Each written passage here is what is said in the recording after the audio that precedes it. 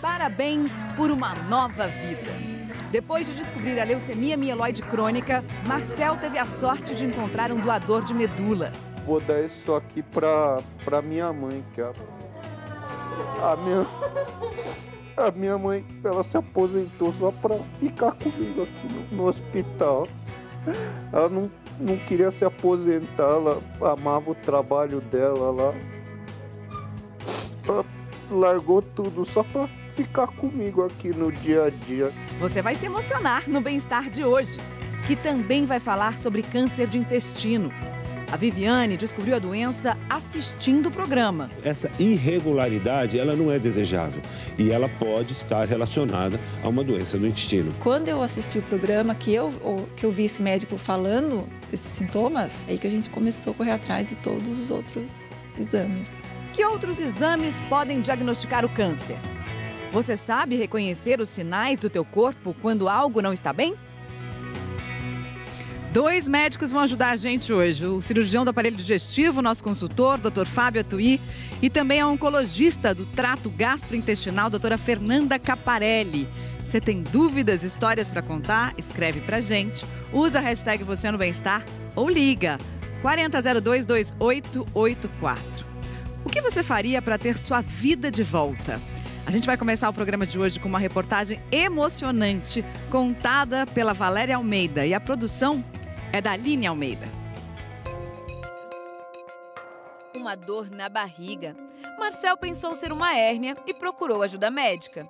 Depois de alguns exames, o diagnóstico foi devastador: leucemia mieloide crônica. A hora que descobre, né, que parece que você perde o chão e você não sabe para onde você vai levar a sua vida dali para frente. Você não sabe se aquela doença tem uma cura, tem um tratamento, né? A leucemia é um tipo de câncer que começa na medula óssea, tecido responsável pela fabricação de todos os elementos do sangue. A doença causa um prejuízo enorme na imunidade e nas funções do corpo. A força para encarar a notícia, o Marcel encontrou na família. Eu me senti muito abraçado. Tenho um filhinho pequeno de 4 anos, ele me ajudou pra caramba a ter essa força de vontade de querer ir atrás e buscar a cura da minha doença, né? O tratamento começou há 1 ano e meio. De lá pra cá, foram muitos remédios e alguns avanços. Só que não o suficiente para curá-lo. O problema é que muitas leucemias elas se tornam resistentes com o tratamento. Por exemplo, nós estamos dando um remédio e a leucemia ela provoca na sua progressão o aparecimento de umas mutações e com isso criam resistência à quimioterapia. Nessa situação, a única maneira de se curar hoje em dia uma leucemia seria com o transplante de medula óssea. É o caso do Marcel. A gente sabe que encontrar um doador compatível não é fácil. E ele teve a sorte de achar um dentro de casa, o irmão caçula. Para mim foi uma experiência que jamais vou esquecer, uma coisa que marcou nossa história juntos aqui, nosso laço como irmãos. E uma honra para mim poder ceder a medula para ele, né? Acho que para mim foi uma experiência que eu não esperava e agradeço por ela. Hoje é o dia do transplante, de receber o presente dado pelo irmão. Tô ansioso, a gente contando os dias para dizer que agora eu tenho uma medula nova e uma vida nova pela frente, né? Quando nós trocamos a medula óssea por uma medula nova e que nunca viu essas células doentes, ela vai passar agora a reconhecer. E aí que está a beleza do procedimento, que nós estamos trocando um órgão por um órgão novo e que é capaz de identificar as células doentes e destruir especificamente e tão somente essas células doentes. Acabou. Graças a Deus. Você viu tudo, né? Opa! Bastante.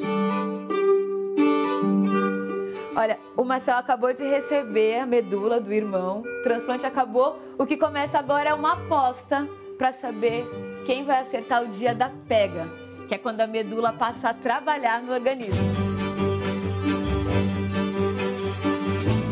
Boa sorte. Obrigado. Espero ganhar, porque aí você fica bom mais cedo. Eu apostei que você vai...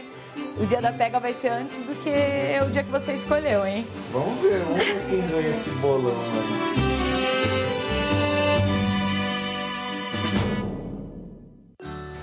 Hoje faz 14 dias que o Marcel foi transplantado. Tô voltando aqui para saber como é que ele tá. Licença. Oiê. Vim te visitar. Posso entrar? Pode. Licença. Desde que eu tô aqui, já vai fazer quase um mês já que a gente já tá que eu tô internado aqui. Eu perdi todos os cabelos por causa da quimioterapia, passei por muita febre, vômito, passei por muita coisa, mas eu acho que isso é o de menos. O mais importante é eu ter uma chance de eu ter a minha vida de novo.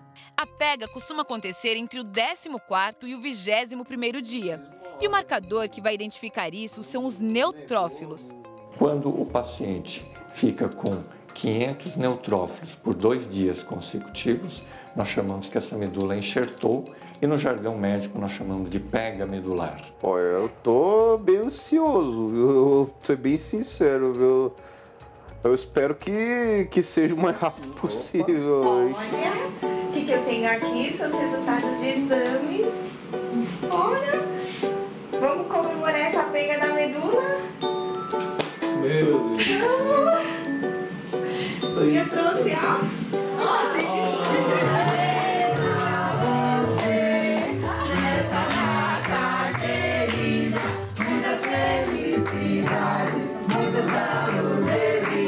Toda essa festa aqui é porque hoje é o dia da pega.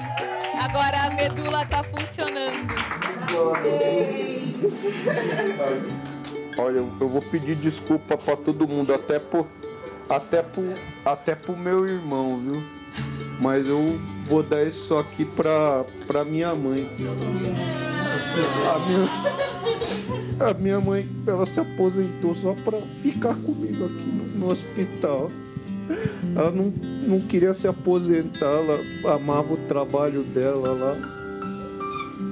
Ela largou tudo só pra ficar comigo aqui no dia a dia aqui, ó. Nós estamos aqui com você, filho. Obrigado, filho. Tá. Obrigado vocês, viu? Eu amo você, tá entendendo? Tô tão feliz de ver vocês aqui desse jeito.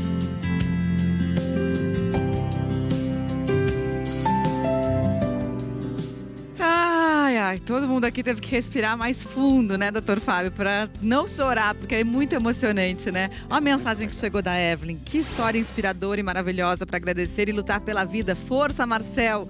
Você é merecedor. Obrigada, Evelyn. Olha só, o Marcel tá em casa já. Tá se recuperando bem. E a gente vai ver algumas fotos agora dos enfermeiros que ganharam o bolão. O Ricardo, a Luciana e a Andressa, além da repórter do Bem-Estar, a Valéria Almeida. Por que é difícil saber, doutora, quando que realmente acontece a pega? Tem que chutar mesmo, não tem jeito de saber antes, né?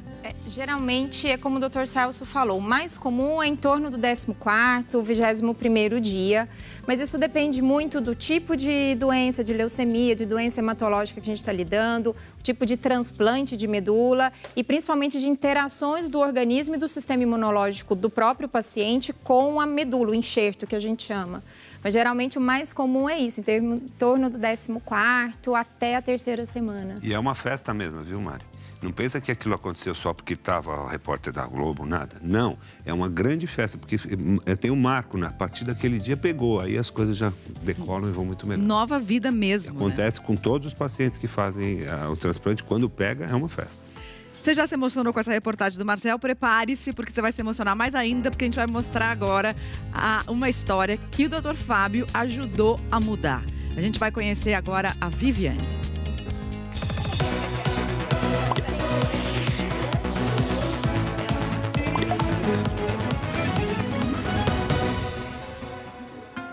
A Viviane passou 2 anos com uma interrogação na cabeça. Procurou várias especialidades porque achava que tinha um problema no estômago, porque sentia muitas dores abdominais e cólicas também. Os médicos até pensavam que era só uma infecção e não pediram nenhum exame. Até que em novembro do ano passado, a Viviane estava acompanhando ao Bem-Estar na sala de casa e ouviu uma informação valiosa. Tem uma irregularidade no teu hábito intestinal. Você não consegue ter um padrão. Então você pergunta, você tem intestino preso? Eu não sei. Às vezes eu estou com diarreia, às vezes eu estou preso. Então essa irregularidade, ela não é desejável. E ela pode estar relacionada a uma doença do intestino. Quando eu assisti o programa que eu vi esse médico falando esses sintomas, aí eu fui pedir para minha ginecologista na época dar um pedido de sangue oculto nas fezes, que eu vi o médico falando que era para começar por aí, por esse exame. E aí deu positivo. Foi aí que a gente começou a correr atrás de todos os outros exames. O resultado da biópsia saiu no começo deste ano. Viviane estava mesmo com câncer no cólon retal e a doença tinha se espalhado para o fígado. No começo é difícil, né? Porque eu tenho 3 filhos, então a gente pensa neles. E como eu tive uma prima já há uns 3 anos atrás que faleceu de câncer, eu achava que eu ia morrer.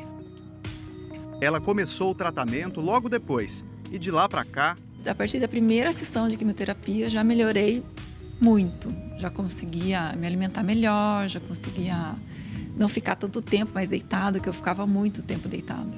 E hoje estou muito bem, graças a Deus. O caminho não é fácil, mas novos exames já apontaram que os tumores regrediram e a família toda segue firme na luta contra a doença. A gente faz tudo para ela se sentir bem, para ela estar feliz, fazer as coisas que ela gosta, muitos amigos perto, com que ela esqueça um pouco essa doença e lute mais pela vida, tenha mais vontade de viver. O papel do Bem-Estar foi essencial na vida da gente, porque se tivesse demorado mais para descobrir a doença da Viviane, talvez a gente nem estivesse aqui agora, uma família junto, unida. Não entreguei nunca e não vou me entregar, luto todos os dias, recebi muita mensagem, muito carinho, muitas orações, então isso ajuda a gente a continuar lutando em busca da cura.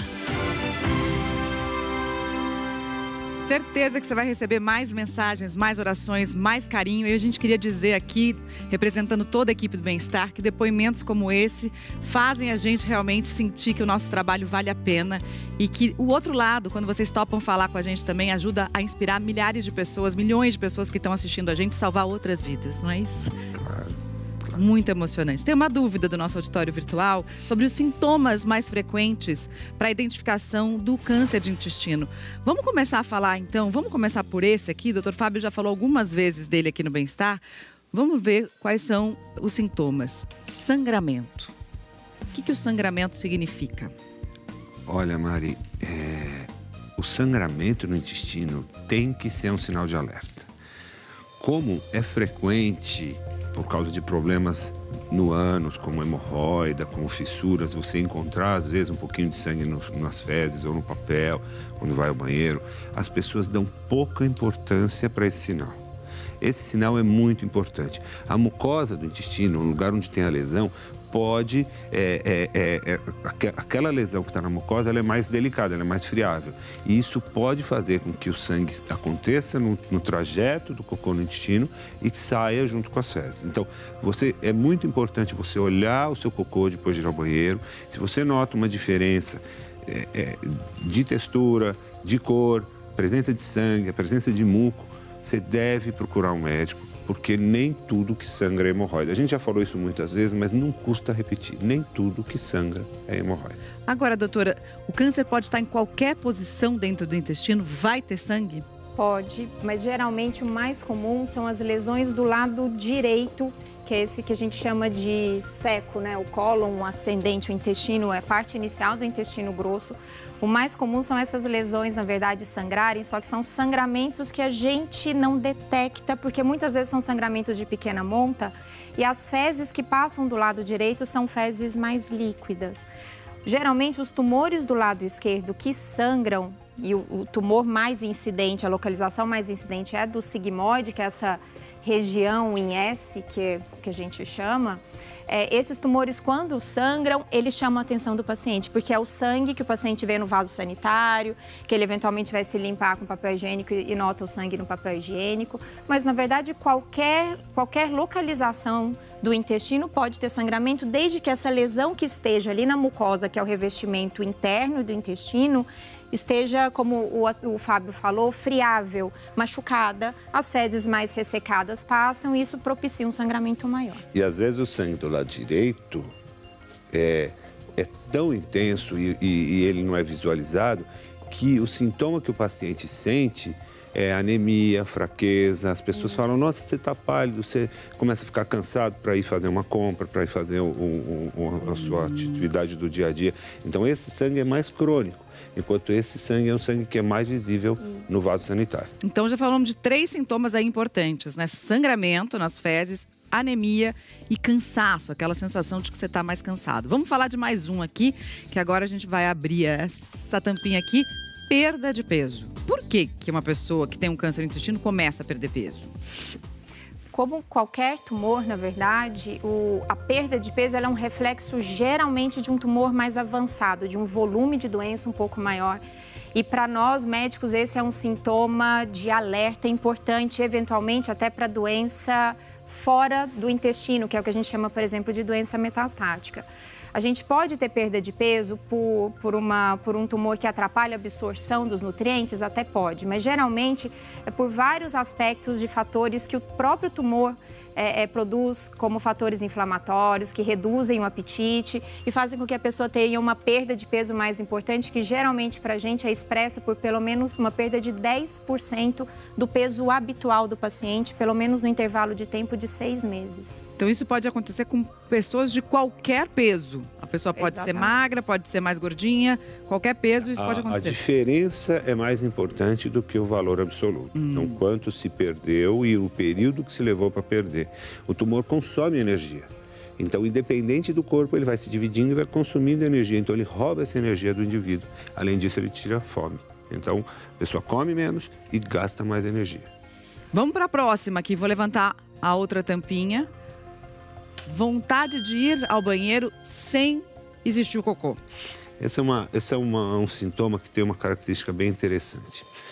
O reto da gente, que fica essa região final do intestino grosso, o reto ele tem a capacidade de perceber a vontade de ir ao banheiro. Então, quando o cocô chegar lá, ele se distende e ele manda uma mensagem para o cérebro: eu quero ir no banheiro. Essa comunicação, ela é importante para você poder controlar suas funções fisiológicas. Quando você tem um tumor ou uma inflamação nessa região, essa mensagem pode ir errada para a cabeça. Então, o tumor está lá, ele distende o reto e o corpo fala: quero ir no banheiro. Aí você vai, faz força, não tem cocô para sair. Por quê? Porque, na verdade, é o próprio tumor que está causando essa sensação, essa percepção de vontade de ir ao banheiro. Então, isso o povo chama de puxo. Nós, médicos, chamamos de tenesmo. Mas, no fundo, é a mesma coisa. É uma percepção errada da vontade de ir ao banheiro. E tem também uma percepção que é similar, que é a sensação de evacuação incompleta. O cara vai ao banheiro, ele termina de ir no banheiro e fala: escuta, eu queria fazer mais, mas eu não consigo fazer. Parece que sobrou alguma coisa. Parece que faltou. E às vezes dá vontade de ir no banheiro, há prestações que a gente fala. Faz um pouquinho, aí faz mais força, faz mais um pouquinho. Isso pode ser sinal de uma inflamação no reto. E essa inflamação pode ser um tumor ou pode ser outra coisa, mas é uma doença no reto que causa esse tipo de sintoma. Tem que investigar. Tem mais uma dúvida aqui que chegou, vamos ver, da Paloma. Meu marido frequentemente tem dor de estômago, diarreia, perda de apetite e às vezes sente vontade de ir ao banheiro e não sai nada. Devemos nos preocupar? Ela tá falando de várias coisas, né? Vamos ver quais tem que se preocupar? Tem. Tem, mas não tem, porque se é frequentemente, provavelmente não é nada tão grave assim. Se isso está acontecendo num período de tempo longo, por muito tempo, provavelmente não é um tumor. Mas acho que vale investigar, porque ele tem muitos sintomas do aparelho digestivo. Sinais de alerta, né? Então, acho que sim, acho que vale investigar. E aí, nesse caso, a gente vai sugerir 2 exames, né? Que são exames fundamentais aqui para a detecção de um problema mais sério no intestino: o sangue oculto nas fezes e a colonoscopia. Vamos falar um pouquinho de cada um deles, comparando, assim? Então, começando pelo sangue oculto. Deixa eu passar uma régua embaixo antes, Mari, por favor. Claro. O que acontece é o seguinte, existem as pessoas que não têm sintoma algum. São aquelas pessoas que você pergunta, você está sentindo algum problema? Não tenho nada, não estou perdendo peso, meu hábito intestinal não mudou. Essas pessoas, algumas delas, precisam fazer exame de prevenção do câncer de intestino. E o exame de prevenção de câncer de intestino pode ser feito através da pesquisa do sangue oculto nas fezes ou através da colonoscopia. Quando a pessoa tem algum sintoma, dependendo do sintoma, o médico vai escolher um exame adequado para investigar aquele sintoma. Então, daqui a pouquinho a gente vai falar mais sobre isso. Qual é o exame, quando escolher determinado exame. E vamos falar também sobre um dia incrível dentro do hospital. Você já pensou? Esqueça tudo o que você já ouviu falar sobre comida de hospital. Você vai ver o que vai acontecer daqui a pouco. A gente volta já já. Oi. Ai, olha aí.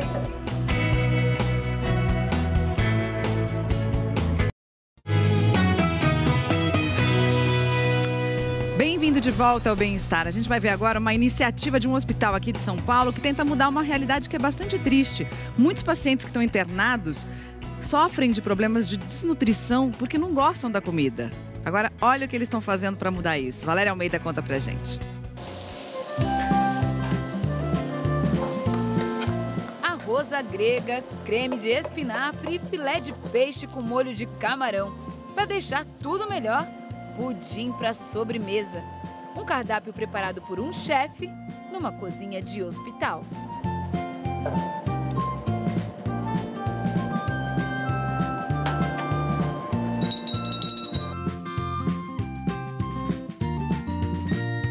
Nesse hospital em São Paulo foi criado o Wish Day, o dia em que é realizado um desejo gastronômico de um paciente internado no setor da oncologia, que em geral tem uma série de restrições alimentares. Por vários motivos, os nossos pacientes ao longo da internação podem desnutrir. Muito tempo para iniciar a dieta ou muito tempo, essa dificuldade de entender aquela dieta naquele momento de internação, então essa baixa aceitação da dieta hospitalar, gera índices cada vez mais altos de desnutrição hospitalar, que muitas vezes não são nem percebidos pela própria equipe. Para evitar que isso aconteça, o hospital resolveu fazer surpresas para pacientes internados há muito tempo e que já podem ter alguns alimentos introduzidos na dieta. A gente percebe um outro momento desses nossos pacientes aqui, como se fosse uma disposição maior, até como participante bem efetivo no tratamento. Então, é um dia, mas é um dia extremamente marcante. O eleito da vez é o seu Ivo, que está internado há 2 semanas. Minhas plaquetas, que o mínimo desejava seria 150 mil, eu estava com 16 mil. Daí a pouco caiu para 4 mil, ou seja, sem resistência nenhuma, né? E assim, uma dose muito alta de cortisona que ele está tomando, que acaba elevando muito o açúcar no sangue. Aí o que aconteceu? Desenvolveu diabetes. Devido a isso, ele tem as restrições alimentares. O pudim, por exemplo, faz tempo que ele não come, mas hoje ele vai poder. Oi. Opa! Como vai? Tudo bem? Nossa Senhora, viu? Pai, olha isso! Tô vendo, viu? Temos um prato que o senhor gosta. A gente não pode começar pelo pudim, viu? Tem que ser por último. Foi ótimo. Nossa Senhora, viu? E aqui tem um molhinho de camarão. Chefe, que maravilha! Muito bonito, viu? De fato é uma surpresa, não esperava essa, né? Obrigado. Muito obrigada mesmo. Foi uma bela surpresa. Que bom, que bom. Fiquei feliz de participar disso. Eu também. Obrigada. Obrigado, Bom apetite. Obrigado. Obrigado. Bom, né? Poder pedir o que quer no hospital. Bom. Você viu a louça? Que bonito. Agora, vamos entender como é que a gente faz para cuidar do nosso intestino. Tem alimentação, claro, que entra nessa história também. Mas entenda um pouquinho sobre o funcionamento do intestino. Eu sei que você quer muito fazer isso. É muito legal. Fala um pouco sobre o intestino. Primeiro, grosso. a gente tem que pensar que o intestino tem funções importantíssimas. Primeiro, hidratação, a nutrição, especialmente o intestino delgado, que vai absorver. E também proteger o nosso corpo, porque ele tem uma barreira que impede que as bactérias que estão dentro do intestino passem para o corpo. Então, ele é uma barreira também. Então, o intestino é importantíssimo e cada vez mais a gente descobre coisas novas que o intestino faz. Cuidar do intestino, vamos fazer, eu tô louco para fazer isso. Faz. Vai representar o intestino grosso que tem aí, mais ou menos aí, quanto tem aqui? 1 metro? 1,5 metro. 1 metro e pouco? Então, isso aqui está representando o intestino, né? E como que a gente pode fazer para cuidar do nosso intestino, né? Escolher bem a alimentação, comer muita fibra, evitar carnes vermelhas, muito gordurosas, fazer atividade física, perder peso, obesidade é um fator de risco para o câncer de intestino também. E, principalmente, ouvir nosso corpo. Se nosso intestino está funcionando bem, se a nossa evacuação está indo bem, se a gente está comendo legal, se a gente está... Isso vai construindo uma saúde como um todo. O intestino é uma das partes dela. Tem dúvida do nosso auditório virtual? Vamos ver aqui a pergunta da Denise. Meu esposo tem todos os sintomas falados no programa, porém foi diagnosticado com retocolite crônica. Essa doença pode virar um câncer? A retocolite crônica é um dos tipos de doença inflamatória intestinal. O Dr. Fábio tem uma vasta experiência com isso. Aumenta-se muito o risco de tumores de intestino grosso, de cólon, com a retocolite, principalmente à medida que o paciente ele vai caminhando ao longo dos anos e desenvolvimento da doença. Então, essa é uma doença que precisa ter um controle, um rastreio muito específico, ou seja, o tempo de fazer, por exemplo, a colonoscopia de rastreio para alguém que tem doença inflamatória intestinal é diferente da população no geral que não tem fator de risco. Vamos explicar isso no próximo bloco. Então, tem mais uma dúvida que a gente vai responder também daqui a pouquinho. Olha só a pergunta da Vanessa. Quem tem hemorroida tem mais chance de ter câncer de intestino? Vanessa, a gente responde já já, hein?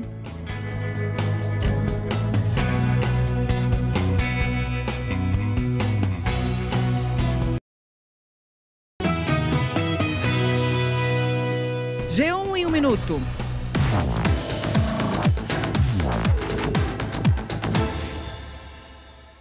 Olá pessoal, o juiz Sérgio Moro participou agora de manhã em uma reunião na casa de Jair Bolsonaro no Rio de Janeiro.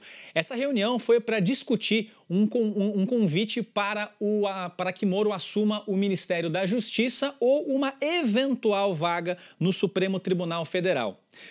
Mais cedo, durante o voo vindo de Curitiba, Moro disse que ainda não tinha nada definido e que o país precisa de uma agenda anticorrupção e anticrime organizado. Ele foi visto agora há pouco saindo da casa de Bolsonaro, mas não falou com a imprensa. A gente está acompanhando tudo por aqui. E na Indonésia, as autoridades recuperaram uma das caixas pretas do avião que caiu com 189 pessoas a bordo nesta segunda-feira. O equipamento vai ajudar a esclarecer o acidente. O avião caiu no mar minutos depois da decolagem e ninguém sobreviveu. E o Consulado de Portugal aqui em São Paulo voltou a receber pedidos de cidadania portuguesa depois de suspender a emissão por 2 semanas. O consulado falou que estava sobrecarregado por conta do número crescente de novos pedidos desde o fim do ano passado, Mari. Obrigada, Cauê, pelas informações. Bom trabalho para você. Você está aí amanhã ou está de folga? Tô aqui amanhã, tô de plantão no feriado todo. Então, nos vemos amanhã. Até lá. Até amanhã. Até, obrigada, valeu. Lembra da pergunta, gente, que a gente tinha do nosso auditório virtual, da Vanessa? Quem tem hemorroida tem mais chance de ter câncer do intestino, doutora Thuy? O que acontece é o seguinte, Mari.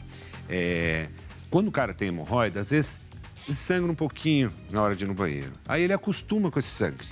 Então ele deixa de se assustar, de se preocupar quando ele vê o sangue. Então, se ele tiver um câncer de intestino e esse câncer de intestino sangrar, ele não vai dar a importância devida a esse sangue. Então, assim, ter hemorroida não causa câncer, mas pode estar relacionado porque pode atrapalhar, pode desensibilizar, pode deixar a pessoa menos sensível à visão desse sangue. Por isso que é super importante fazer exames para rastrear essa doença que, quando você descobre, pode ser prevenível. Olha que maravilha. Vamos falar um pouquinho, então, do sangue oculto nas fezes e também da colonoscopia. Quando fazer? De quanto em quanto tempo fazer? Primeira coisa. Eu acho que o mais importante é salientar que é um tumor extremamente incidente e que fazer esse rastreio a partir dos 50 anos, hoje em dia ainda no Brasil é aos 50, mas tem uma tendência mundial a antecipar para os 45. Então a gente tem basicamente opções como sangue oculto, pesquisar sangue oculto nas fezes uma vez por ano, ou colonoscopia a cada 10 anos, obviamente se essa colonoscopia for normal, não tiver muitos pólipos e dependendo da característica desses pólipos. Então, só passando rapidinho aqui, o sangue oculto nas fezes é um exame sem risco, o preparo é mais simples, a amostra pode ser colhida em casa, e isso que a doutora falou, então pode ser feito todo ano. O preparo mais simples, quer dizer, não é um preparo que tem que limpar o intestino, não. É só uma dieta que você tem que fazer no dia anterior. Porque o preparo da colonoscopia, todo mundo sabe que é chato de fazer. Chato, mas também não é nada demais, né? E a colonoscopia tem essa questão de que permite analisar material em biópsia e até tirar pólipos, né, doutora Thuy? Quando você encontra uma lesão durante a colonoscopia, essa lesão ela pode ser retirada, ela pode ser analisada, e isso dá uma vantagem para a colonoscopia. O que se pode fazer de uma maneira interessante é fazer o sangue oculto, e naquelas pessoas cujo sangue oculto nas fezes der positivo, você faz uma colonoscopia. Lembrando, então, a recomendação aqui no Brasil, a partir dos 50 anos, fazer rastreio de câncer de intestino. Se você tiver parente com câncer de intestino, começar antes. Obrigada pela participação de vocês, foi um grande prazer. Acho que a gente esclareceu várias dúvidas, ficaram outras, mas tem mais na nossa página na internet, g1.com.br/bem-estar, e tudo lá se você perdeu no Globoplay. Confere de novo os detalhes. Vem aí, Fátima Bernardes, com mais um encontro. Se cuida, porque a gente tá aqui te esperando amanhã, hein?